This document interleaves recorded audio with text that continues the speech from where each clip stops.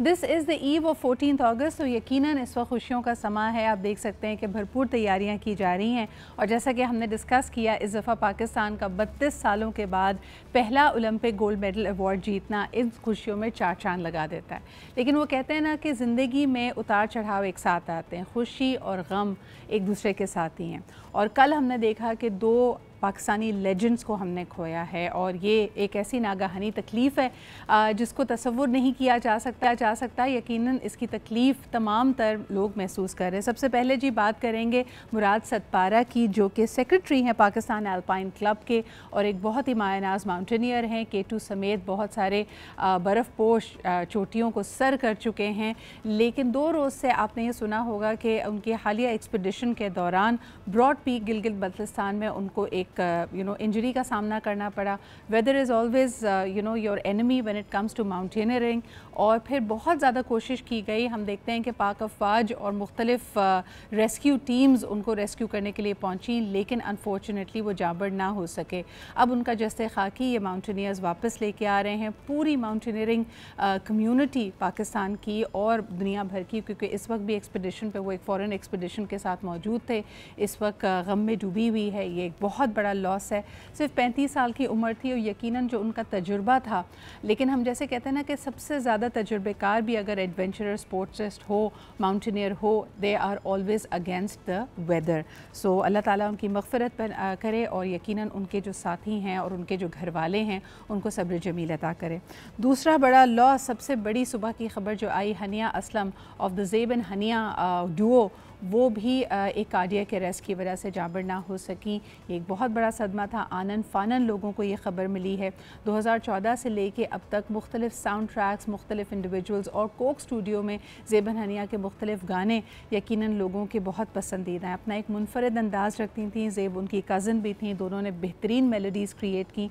She was a music producer as well. और यकीनन कल हमने देखा कि the whole music industry, Pakistan की पूरी एंटरटेनमेंट इंडस्ट्री की तरफ से उनके लिए भी दुआ या कलमात और मैसेजेस आ रहे थे। एक अचानक आनन फानन होने वाला वाक़या। यकीनन आपके पास, वो कहते हैं ना कि जब आप अपने रिसोर्सेज को इन्वेस्ट करते हैं या ख़र्च करते हैं, आपको कहीं ना कहीं अदराक होता है कि आपके पास कितना सरमाया है। लेकिन वक्त वो वाहिद सरमाया है जो आप जब ख़र्च कर रहे होते हैं आपको नहीं पता कि आपका बैलेंस कितना है। तो अल्लाह ताला एक दफ़ा फिर हमारी दुआ है कि इनकी फ़ैमिली को भी सब्र जमील अता करें। इनके तमाम तर फ़ैन्स जो इस वक्त यकीनन सदमे में हैं और इनके गाने रिपीट पे चल रहे हैं, मुख्तलिफ रेडियो स्टेशंस या स्पॉटिफाई पे देखें तो लूप में लोग इनके गाने सुन रहे हैं। ख़ास तौर पे अगर चल दिए की बात की जाए, call it seems like a very sweet and bitter memory के उस गाने के लिरिक्स आपको ऐसा लगता है कि वाकई इस दुनिया फ़ानी का जिक्र किया जा रहा है। So if you haven't heard that in a while, please take a listen to it. करते जी प्रोग्राम में आपको बताते चलें कि हमारे साथ आज मौजूद होंगे आसिफ बशीर। आसिफ बशीर, हमने एक सिलसिला शुरू किया था 1 अगस्त से लेके अभी तक, जिसमें माफ़ कीजिएगा, जिसमें हम मुख्तलिफ इंस्पिरेशंस को आपके सामने लेके आ रहे हैं। ये वो पाकिस्तानी हैं जो हिम्मत नहीं हारते और तमाम तर चैलेंजेस के बावजूद अपने जज्बे को, अपने ख्वाब को लेकर आगे बढ़ते रहते। तो आसिफ बशीर भी उसी में शुमार होते हैं। इनका ताल्लुक़ पेशावर से है और ये एक डेटाबेस सुपरवाइज़र हैं chief minister secretariat Khyber Pakhtunkhwa में। लेकिन इस साल उन्होंने फ़ैसला किया कि वो ज़्यादा से ज़्यादा रज़ाकाराना काविशों में आगे आएंगे। अगर मेरी टीम मुझे बताए कि उनसे हमारा राब्ता हो चुका है तो प्लीज़ बताइए। ख़ास तौर पे हज के दौरान कहा जाता है इस दफ़ा जो मुश्किलात लोगों के सामने आई, शदीद तरीन गर्मी थी, लेकिन इनको सराहा वहाँ के हुकाम और वहाँ की गवर्नमेंट ने भी, क्योंकि इन्होंने रज़ाकाराना तौर पे मुख्तलिफ हज आज़मीन की मदद भी की।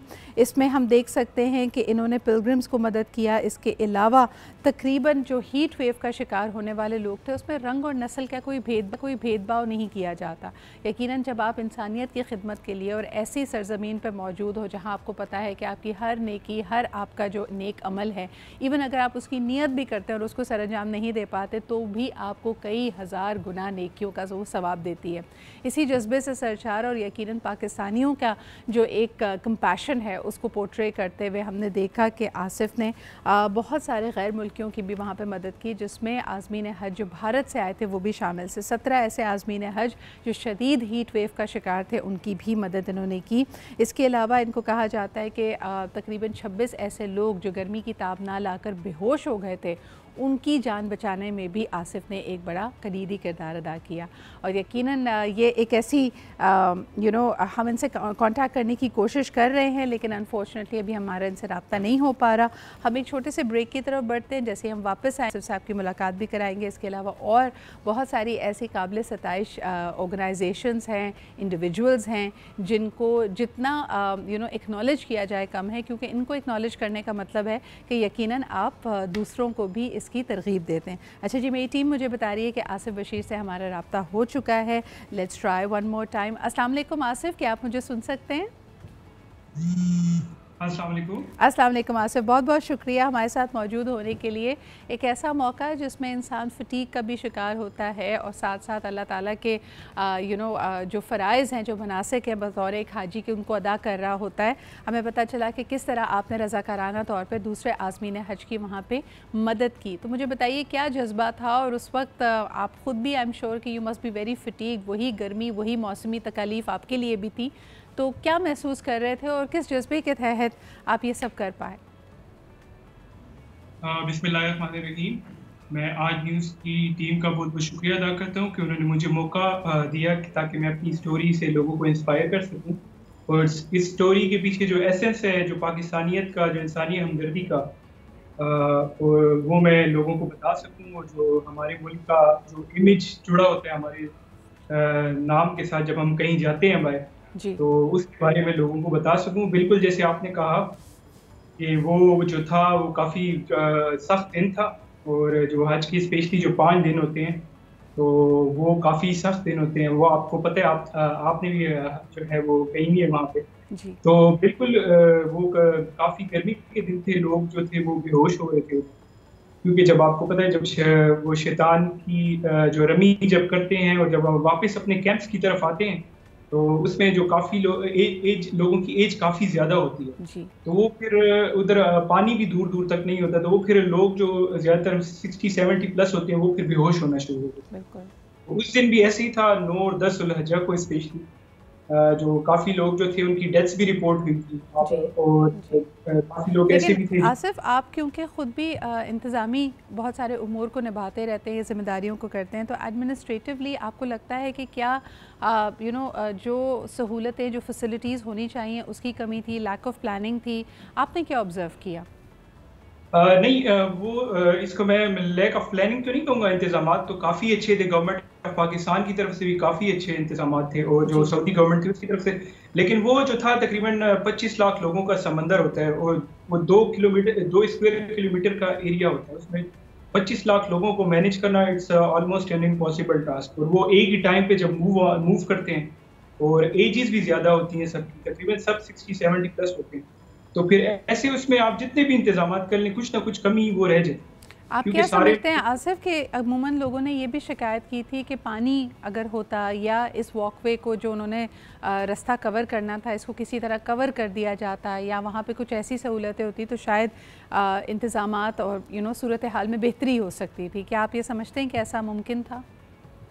मुमकिन था। वो ऑलरेडी उन्होंने जो है पानी के इंतजामात भी थे, कुछ जो रोड्स की वो शेड्स भी थी, लेकिन वही बात मैं कहूँगा कि तकरीबन जब 25 लाख लोग जब एक ही वक्त में मूव ऑन करते हैं, और उनके साथ अगर उनके बच्चे भी नहीं हो, कोई अटेंडेंट भी ना हो उनके साथ, अच्छा, ये तो थी सूरत हाल की बात। आसिफ, मुझे बताएं कि यकीनन जैसे आपने कहा कि एक इमेज है, और यकीनन लोग कहते हैं कि ये बिल्कुल आपको यौम आखिर की याद इसलिए ये दिन दिलाता है क्योंकि नफसा नफसी का आलम होता है। आपने जैसे कहा कि गर्मी की शिद्दत भी है, तकलीफ़ भी है, तो इसमें तो लोग अपने रिश्तेदारों को भूल जाते हैं। आप उस वक्त दूसरों की, बिल्कुल जो गैर थे आपके लिए, उनकी मदद कैसे कर पाए? अल्हम्दुलिल्लाह, ये अल्लाह की तरफ से जो है अपॉर्चुनिटी मिली कि हमने लोगों की जान बचाई, और किसी इंसानी जान को बचाना, वो जो फीलिंग होती है उसको किसी अल्फाज में बयान करना मुमकिन नहीं है। और जब लोगों को मैं बचा रहा था तो अल्लाह ने हिम्मत दी, क्योंकि मैं खुद अपना हज भी कर रहा था। मैं और मेरी जो टीम जो मेरे साथ थे सारे, जहांगीर साहब, शाहिद साहब, वो सारे जो थे वो हम हज भी कर रहे थे, और उसके साथ साथ हमने जो है हमारी ड्यूटी सिर्फ गाइड करना था लोगों को। लेकिन हमने जब देखा इंसानी जानों को मरते देखा, तो फिर हमने सोचा कि अब हमारी जो ड्यूटी है वो गाइडेंस करना पड़ेगा। आसिफ, इस वक्त ऐसे प्रेशर, हाई प्रेशर सिचुएशन में अपने होशो हवास को रखना, अपने आप को वाकई एक प्रोडक्टिव और फ़ाल किरदार में रखना और दूसरों की मदद करना यकीनन एक इंस्पायरिंग स्टोरी है। Thank you very much for being here. आपकी इस काविश को, इन रज़ाकाराना सर्विसेज को दुनिया भर ने एक्नॉलेज किया है। कुछ आपको तारीफ़ी जो हम देख सकते हैं कि सर्टिफिकेट्स वगैरह से भी नवाजा गया। सो कीप इट अप और इंशाल्लाह आपकी ये कहानी दूसरों को भी इंस्पायर करेगी।